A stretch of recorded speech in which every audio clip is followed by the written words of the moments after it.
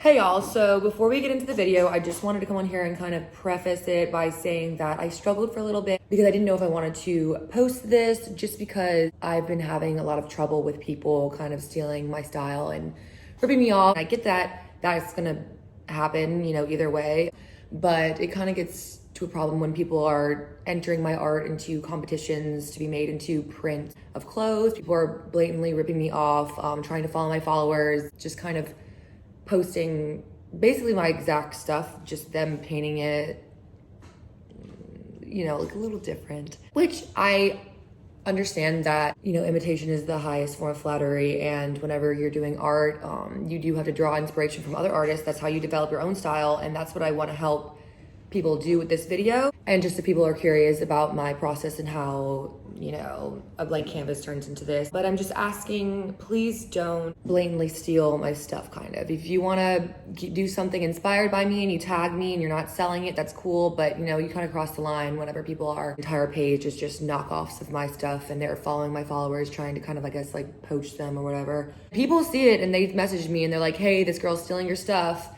And then I have to message the people and I hate confrontation, so let's just not do that. So that being said, welcome to my video. I hope y'all like it. Not great, but it's only my second one, so bear with me. So I think I'm going to start out just explaining how I choose my palette and what colors and how I make the colors. So the first color that I use is this peachy color. I start off with a bunch of this coral from Craftsmart, a little bit of this yellow ochre, and then some of this deep coral. I mix some white and then it should turn out like this. And then I use this folk art berry wine mixed with this wine Craftsmart and then some burnt sienna just to make it a little bit more brown. And for this peach, I just use Craftsmart deep coral. For this kind of burnt-ish orangey brown, I use terracotta from Craftsmart and then a little bit of red oxide. And for this goldish orangey yellow, I mix Liquitex cadmium yellow light hue with some red from Academy. And then for one of my favorite colors, this really dark, pretty turquoise, I mix a little bit of this campground from Craftsmart, a bunch of this deep green permanent from Basics, Liquitex, kind of any turquoisey color will work. And then I use this blue from Liquitex, and any other kind of phthalo blue would work for that. So for every painting, I'd like to only use around 5 or 6 colors. And instead of having a whole bunch of colors, I would like it to be more cohesive. So I just mix the original colors with any kind of white so that I do the highlights with that. And then I finish it off with white, and you'll see that when I'm doing this. So this is my palette for today. And for the black, for the lines, I always use Craftsmart acrylic paint, nothing fancy. And as for brushes, I don't know, I've said this before, but I literally just use brushes from the value pack that I get from Michael's because I always am forgetting them in water or letting them dry out because I'm a mess. But for this one, this is what I use to do the black. I actually did buy a new one because my other one broke, and this is the name of it. Select Artist Princeton brush number 4. Okay, so my first step is to take a mixture of gesso and any white acrylic paint, and I'm just kind of doing the background and priming it. So after that's dry, I just draw my faces on with a Sharpie, and then I get to work. I paint the sides first, and I'm just going in with a very neutral peachy tone. And this is the part that I'm focusing on, kind of just filling up the background, doing a whole bunch of blobs and shapes, because that's where the lines and the details are kind of going to form. And the background of any abstract is kind of the easiest part because you're basically just filling in the white and you're making a base for the other designs and whatever else you're going to do on top. So you can kind of experiment and figure out what shapes work for you, what lines, what you think looks good.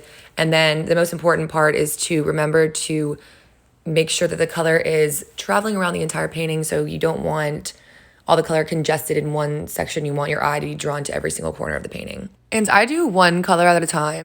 You can really do whatever you want. If you want to go back in and add some more of whatever color you want to add, then that's on you. And then you can always use a hair dryer. I do that sometimes when the paint's not dry because I don't want the colors to blend into each other. But sometimes the colors do look good blended into each other. So it's kind of just whatever you want.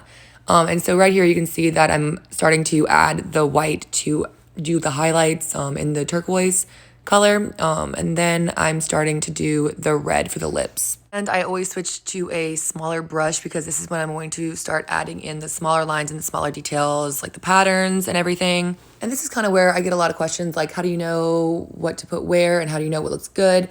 And part of it is a lot of experimentation. I've done a bunch of these paintings, so I can incorporate things that I've done in past paintings into my new paintings because I'm like, oh, this looks good. Okay. Also, my brain just kind of tells me where to put things. I don't know. I guess I have like more of a creative brain.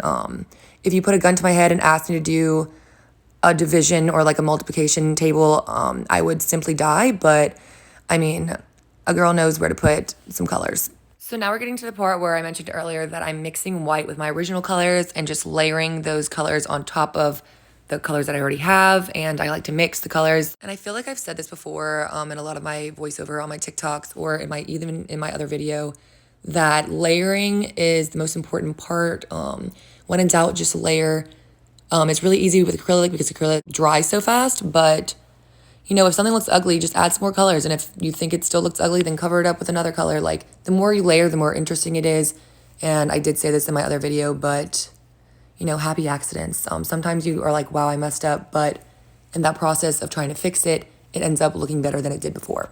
So this is my final step, and I'm just going in with whites and just highlighting things and adding some more white because you can kind of see the whites from the eyes and some of the patches that didn't get covered with paint peeking through. So I kind of want to tie that all together with this white. And if I see some parts where I'm like, oh, this could use some blue, this could use some yellow, I always go back in and add that. There are kind of no rules when it comes to abstracts. You just do whatever you think looks good. And then right here, I'm doing everyone's favorite part, which is the black. This part, I'm just kind of going over the lines that I did with the Sharpie at the beginning. And then I'm also just adding some dashes for eyelashes and little details, lines, some squiggles, just whatever I think that part of the painting needs. And so whenever that's dry, I go outside looking like a crackhead because these fumes are kind of toxic, and I just spray on some Mod Podge matte acrylic sealant. I shake it up, and then that's my boyfriend being like, girl, what are you doing? Go back inside, you look crazy. And then I just spray that a whole bunch. I do a bunch of layers. This just helps protect the painting and kind of make the colors brighter. And then I go back in whenever that's dry with my gold paint pen, and that is the finishing touches.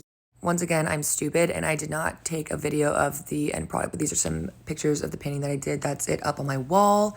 Okay, so just came back from working out. Just realized that I forgot to do the outro. By working out, I mean riding on a stationary bike for like 30 minutes. But anyways, what me and my receding hairline want to say is thank you so much for watching. I hope y'all liked this. Please like, comment, subscribe. Or if you just take some tips and tricks from this video and end up doing something for yourself, you know, to help your style, I would also love to see that. Let me know down below what else y'all want to see. I hope that it was, I hope y'all liked it. YouTube's harder than I thought it was going to be. But anyways, I love y'all and I appreciate y'all so much and thank y'all so much for watching. Okay, bye.